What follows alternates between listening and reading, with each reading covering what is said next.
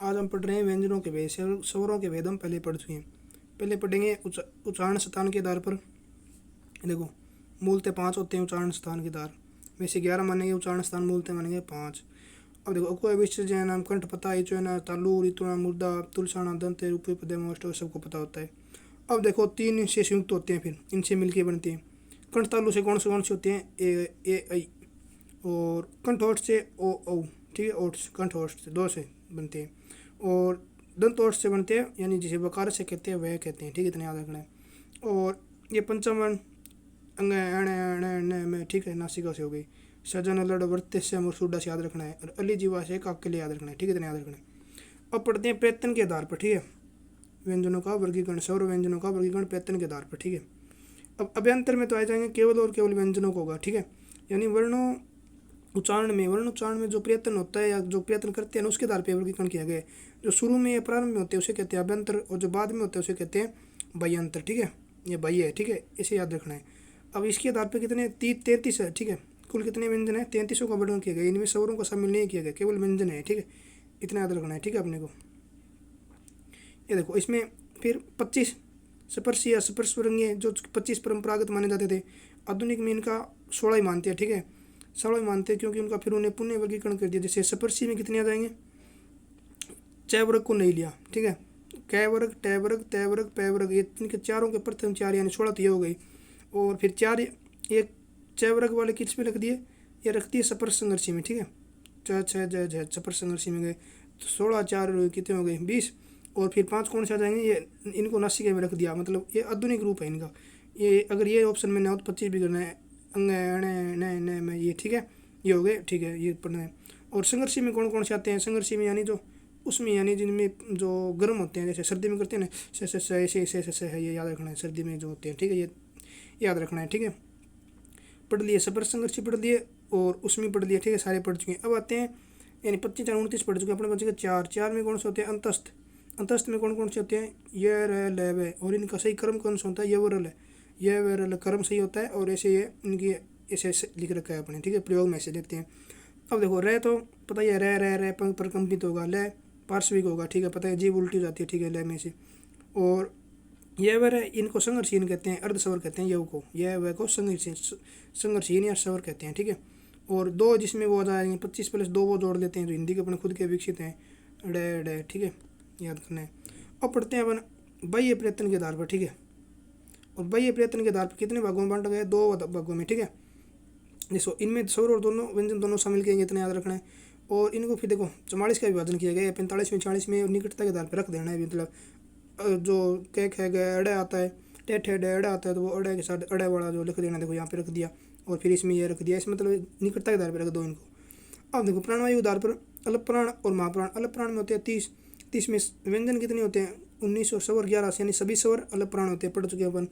अब व्यंजन में पहला, तीसरा, 5वां वर्ग और ये रल है, यवरल है। देखो क्रमानुसार ये है ना, ये लिख रखा है यवरल है, तो हो गई ना 19। ठीक है, अब देखो, प्राणवायु मतलब प्राण पढ़ चुके हैं अपन। महाप्राण में 14 आते हैं, दूसरा चौथा, और डे ये इसमें शामिल करना ही है। और से है सबसे बड़ा महाप्राण है को माना जाता है। ठीक है, ये याद रखना। 4 ये हो गई। और इनमें क्या है? स्वर होते नहीं है। ठीक है, इनमें स्वर इनमें नहीं आएंगे, क्योंकि स्वर सारे वहीं पे आ गए ना, स्वर इनमें होते नहीं महाप्राण में। अब आते हैं स्वर तंत्र में कंपनियां गूंज के आधार पर। ठीक है, ये 2 आधार पर बांटा गया इनको, जिसमें अघोष होती है वो तो होते हैं शेर 13, और सघोष होते हैं वो होते हैं 31। ठीक है, 13 31 44 याद रखना है। अघोष 13, सघोष 31। और इनमें अघोष में गूंज होती नहीं है और सघोष में गूंज होती है। ठीक है, याद रखना है। ठीक है, अब देखो, अघोष में कौन कौन से आएंगे? पहले दूसरे, यानी ए से याद रखना है, ए बी पहले दूसरे, और इसमें 3 से तीनों से आ जाएंगे। ठीक है, और सघोष में कौन कौन से आएंगे? तीसरा, चौथा, 5वां वर्ग आएगा, और ये रल हुए 5 ये हो गए, और सभी स्वर आ जाएंगे। ठीक है, ये तो अपन पढ़ चुके हैं। सभी स्वर रागी होते हैं, घोष होते हैं। ठीक है, पढ़ चुके हैं। तो ये 11 तो ये होंगे स्वर, और 20 ये होंगे व्यंजन। ठीक है, 15 और 5 20 याद रखना है बस।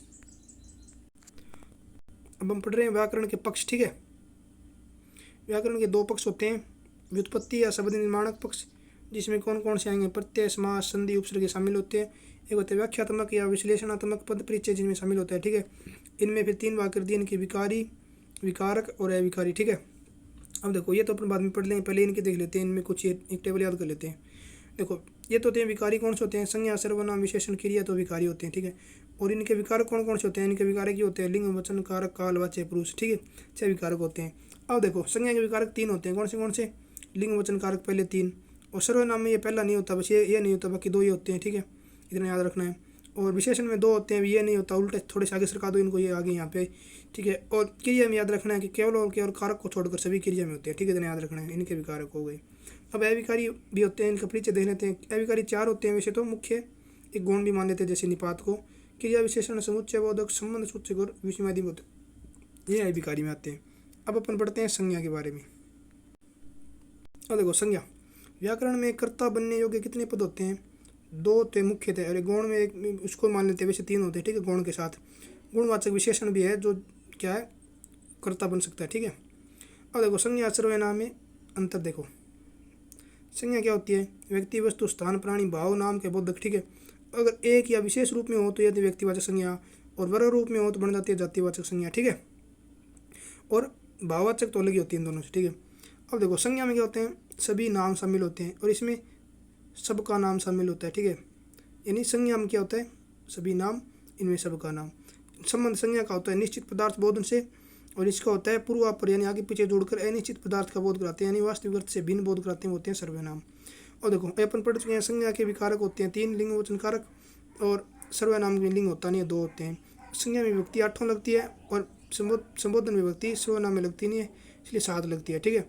और देख लेते हैं कुछ इनमें संज्ञा सर्वनाम में अंतर। देखो संज्ञा के प्रतिनिधि चिन्ह है ना, इन्हें तो विशेषण कहते, सर्वनाम कहते हैं, क्योंकि संज्ञा के स्थान पर काम आते हैं। तो संज्ञा के स्थान पर इनको काम क्यों लेते हैं? संज्ञा के स्थान पर काम इसलिए लेते हैं, पुनरोक्ति दोष समझ रहे तो संज्ञा के स्थान पर काम लेते हैं। एक और है कि संज्ञा वाक्य में क्या क्या भूमिका निभाती है? संज्ञा वाक्य में क्या क्या बन सकती है? कर्ता बन सकती है, कर्म बन सकती है, पूर्वक 3 रूप में आ सकती है, ठीक है। इतना याद रखना है। और अब हम पढ़ते हैं संज्ञा, ठीक है। संज्ञा पढ़ चुके अपन परिभाषा। ये व्यक्ति, वस्तु आ रही है, एक विशेष रूप में है तो व्यक्तिवाचक हो जाएगा, वर्ग रूप में जातिवाचक बन जाएगा। संज्ञा का निर्धारण देखो कैसे होता है? वाक्य में प्रयोग के आधार पर, यानी ठीक है, यानी संदर्भ या उपेक्षा पे संज्ञा का निरूपण करती है। जैसे पशुओं की दृष्टि से तो गाय क्या हो गया? पशु तो जातिवाचक, गाय व्यक्तिवाचक। और गाय राठी की दृष्टि से गाय जातिवाचक, ये राठी व्यक्तिवाचक हो, ठीक है। अब देखते हैं इनके भेद देखो, इनके 2 भेदों पे पढ़ेंगे मन मुख्य थे, ठीक है।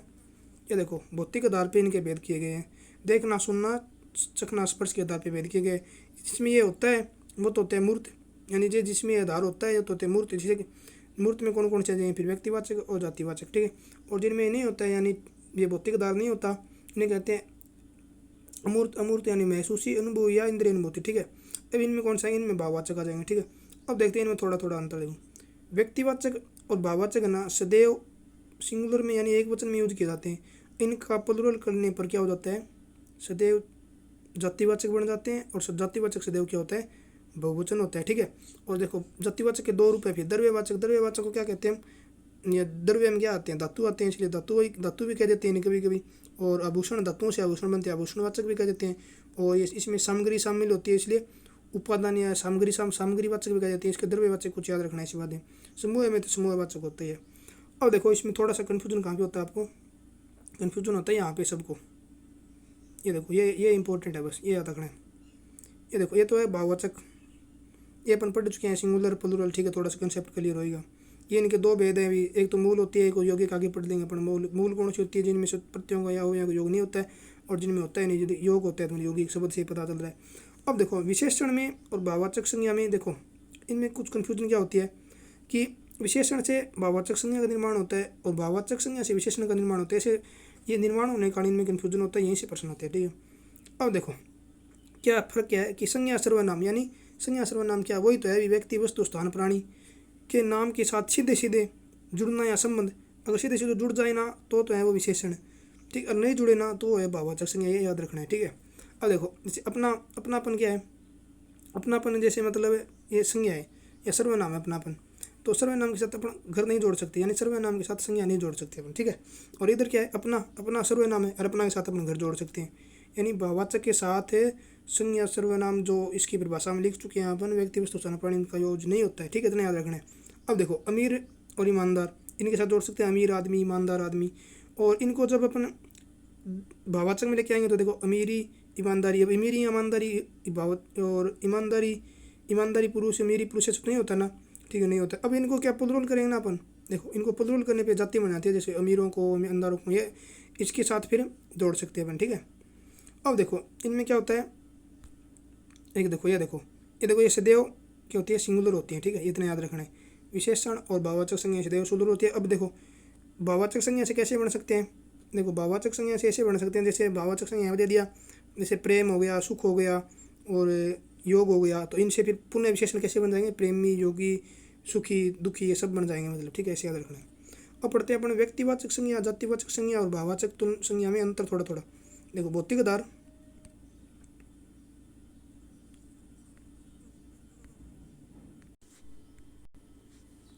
देखो पढ़ रहे हैं अपन, ठीक है। ये देखो भौतिक आधार पर अपन पढ़ चुके हैं, व्यक्तिवाचक है और जातिवाचक जो होती है भौतिक आधार होता है, भाववाचक का भौतिक आधार नहीं होता है। इसमें क्या शामिल होता है, गुण, दोष, दशा, अवस्था, क्रिया, क्रियापन, विचार, व्यापार, सभी इसमें शामिल होते हैं, ठीक है। और ये दो प्रकार के होते हैं, पढ़ चुके हैं। मूल या स्वतंत्र जो होती है, यानी मूल तो मूल्य होती है, इनमें प्रत्ययों का योग नहीं होता है। जो इनका प्रत्यय योग होता है मिश्रित होती है, इनका निर्माण 6 प्रकार से किया जाता है। वैसे वो अपन पढ़ेंगे प्रत्ययों, वैसे इसका निर्माण होता है, बाद में पढ़ लेंगे। और ये क्या होती है, इनका प्रयोग सदैव सिंगुलर में होता है, बहुवचन यानी बहुवचन बनाने योग्य होती है और सार्थक होती है, इतना याद रखना है, सार्थक होती है। अब देखो व्यक्तिवाचक और जातिवाचक में अंतर क्या होता है। व्यक्तिवाचक क्या होती है, व्यक्तिवाचक वैसे तो पढ़ चुके हैं अभी, एक व्यक्ति का बहुत तो एक का कराएगी, लेकिन होती है अनेक है, ठीक है, दुनिया में होती है अनेक है। और वर्ग या जाति क्या है, ये एक ही होती है, ठीक है, अब बहुत अनेकों का कराएगी, ठीक है, ऐसे याद रखना है अपने को। और ये देखो अब इनकी पहचान क्या होती है, व्यक्तिवाचक को अपन प्राय पहले जानने के आधार पर पहचान सकते हैं, अचानक या पूर्व ज्ञान इनमें कोई काम नहीं आता, ठीक है। और इनमें क्या है, अचानक ही नहीं पहचान, मतलब पूर्व ज्ञान तो काम आता है, अचानक नहीं पहचान सकते, ठीक है। और जातिवाचक में क्या होता है कि पूर्व ज्ञान तो काम आता है, प्लस इससे समान गुण होता है, यानी कि वर्ग एक होता है, समान गुण होता है, इसलिए ये इनको पहचान सकते हैं, इनमें ये होता नहीं है, ठीक है, इतना याद रखना है। और उसके बाद देखो इनमें शामिल क्या क्या होते हैं, फिर इनमें शामिल होते हैं, फिर ये देखो किन के नाम, व्यक्तियों के नाम, पुस्तकों के नाम, समाचार पत्रों के नाम, दिनों के नाम, महीनों के नाम, त्योहारों के नाम, उत्सवों के नाम, दिशा, सड़क, नगर, नदी, सभी के, पहाड़, समुद्र, देश, ऐतिहासिक मुद्दे, सारे के सारे इनके नाम तो है ना, ये किस में शामिल होंगे, व्यक्तिवाचक में शामिल होंगे, लेकिन ये खुद है ना, ये जातिवाचक में शामिल होंगे, ठीक है।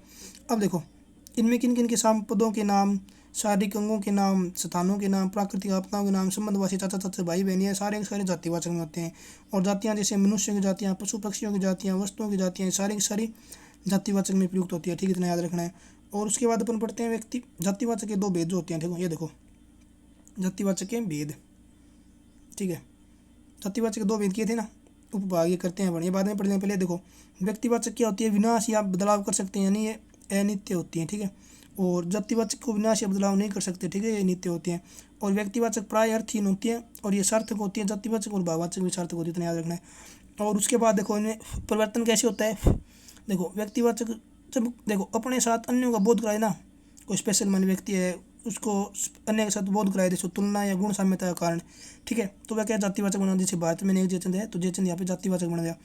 अब देखो अब जातिवाचक क्या होता है, किसी विशेष अर्थ में रूढ़ हो जाए ना, व्यक्ति या वस्तु के रूप आधार पर विशेष अर्थ में रूढ़ हो जाने बिना, तो वो क्या बन जाती है, वो व्यक्तिवाचक। जैसे पटेल ने भारत को आज़ाद किया या एकीकरण किया, तो पटेल के वैसे तो जाति होती है, लेकिन यहाँ पे पटेल सरदार पटेल की बात कर रही है, इसलिए व्यक्तिवाचक बनेगा। जैसे इसमें सभी आ सकते हैं, महात्मा गांधी, नेहरू, शास्त्री, जो भी है जिनकी जाति है वो इसमें शामिल कर लेते हैं अपन, ठीक है। अब ये देखो इनके जो 2 बाकी है ना, इनके थोड़ा अंतर देख लेते हैं। देखो उपभाग है जातिवाचक के, द्रव्यवाचक, समूहवाचक। द्रव्यवाचक देखो द्रव्य मतलब ये एक मात्रा परिणाम होते हैं, ठीक है, ये इनमें होता है ये।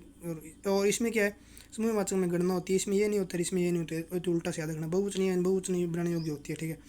अब देखो भाववाचक संज्ञा पढ़ रहे हैं, ये इंपॉर्टेंट है, थोड़ा ध्यान से पढ़नी है, ठीक है। ये पढ़ चुके हैं, भाववाचक संज्ञा का निर्माण करना है अपने को, प्रत्ययों का निर्माण होता है, मुख्य 6 होते हैं, लेकिन इसको शामिल कर लेने पे ना जातिवाचक, देखो जातिवाचक ये थोड़ा सा यहाँ पे कन्फ्यूजन सा है कि जातिवाचक शामिल इसलिए नहीं करते, कभी कभी विशेषण रूप बन जाते हैं, लेकिन शामिल कर लेने पे ये 6 प्रकार से इसका निर्माण कर सकते हैं, ठीक है, ऐसे याद रखना है। अब देखो 6 प्रकार से कैसे, तद्धित में क्या याद करेंगे, संज्ञा, सर्वनाम, विशेषण। अब देखो इनका कैसे निर्माण होता है, जैसे राम से रामत्व बन गया, ईश्वर से ऐश्वर्य बन गया, शिव से शिवत्व है, रावण से रावणत्व है। और देखो वे तो व्यक्तिवाचक हो गए, ठीक है, प्राय विशेषण रूप बन जाते हैं, इसलिए कभी शामिल करते कभी नहीं, बाद में देखो कन्फ्यूजन दूर करेंगे इसको। और फिर व्यक्तिवाचक तो पढ़ लिया, जातिवाचक संज्ञा में शिशु से शिशु बन गया, बच्चा से बचपन, किसान से किसानी, युवा से यौवन, ठीक है, ये सब हो गया। जैसे चिकित्सक से चिकित्सा बन गया, ठीक है, याद रखना है। और सर्वनाम में जैसे अपना सर्वनाम है, तो अपना से अपनापन, अपना तो, मेरा से मेरापन, मेरा तो, मम से मम तो, मेरापन, सब से सब तो, ये हो गया सर्वनाम से। विशेषण से देखो सुंदर से सौंदर्य हो गया, गंभीर से गंभीर्य हो गया, मधुर से मधुरता हो गया, या फिर मधुर्य। देखो यह और ता का एक साथ यूज नहीं कर सकते हैं, ठीक है। और किन स्थितियों में यह और ता का एक साथ यूज कर सकते हैं?